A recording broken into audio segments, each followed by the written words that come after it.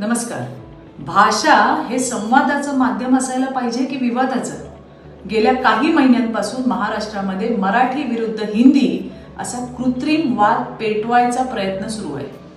काही राजकीय नेत्यांनी त्यांच्या लेकरांच्या भविष्यासाठी, त्यांच्या मुलांच्या भविष्यासाठी, त्यांच्या राजकीय अस्तित्वासाठी मुद्दामून हे भाषावादाचं विष लोकांच्या मनात कालवले आणि त्याची पहिली भीषण किंमत काल एका सामान्य मराठी कुटुंबाने मोजली।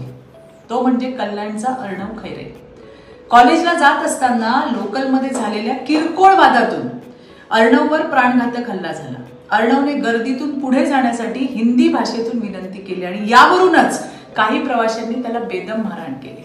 अर्णव वारंवार सांगत राहिला की बाबांनो, मी मराठीचे आहे, पण मग मराठी असून पण हिंदी बोलतोस, म्हणून त्याला अजून मारहाण केली।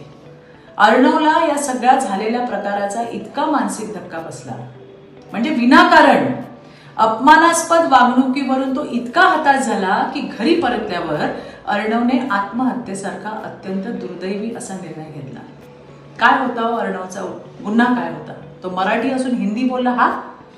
मग हे भाषाभिमानी नेत्यांची मुलं इंग्रजी माध्यमात शिकतात, परदेशी विद्यापीठात शिक्षण घेतात, ते तुम्हाला चालतं। याच नेत्यांची मुलं बॉलिवूड पार्ट्यांमध्ये जातात, तेव्हा मराठीत बोलतात का?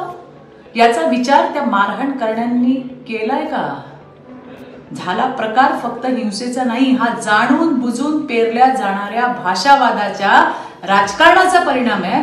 लक्षात घ्या, मराठीचा मान राखणं आणि भाषेच्या नावावर द्वेष पसरवणं यात प्रचंड फरक आहे। काही नेते स्वतःच्या राजकीय फायद्यासाठी लोकांना मराठी हिंदी नावावर भिडवतायत आणि अशा विषारी प्रचारामुळे अर्णव सारखा निरपराध मराठी तरुण आपलं आयुष्य संपवतोय। त्यामुळे आता तरी शहाणे व्हा। जे लोक एकीकडे भाषेच्या नावावर तुमच्या मनात विष कालवतायत, तीच सत्तांध मंडळी लांगुल चालनाचं राजकारण करताना सोयीनुसार, आपापल्या सोयीनुसार भाषाभेद विसरून एकोप्याची भाषा करतात। त्यांचा दुटप्पीपणा ओळखा। भाषाभिमान ठेवा, तो असायलाच पाहिजे, पण इतर भारतीय भाषांचा द्वेष करून नाही हो। इतर भारतीय भाषांचा द्वेष करून नाही। हे भाषेवरचं असुरी जे प्रेम आहे ना, थांबवा। धन्यवाद। जय हिंद, जय महाराष्ट्र।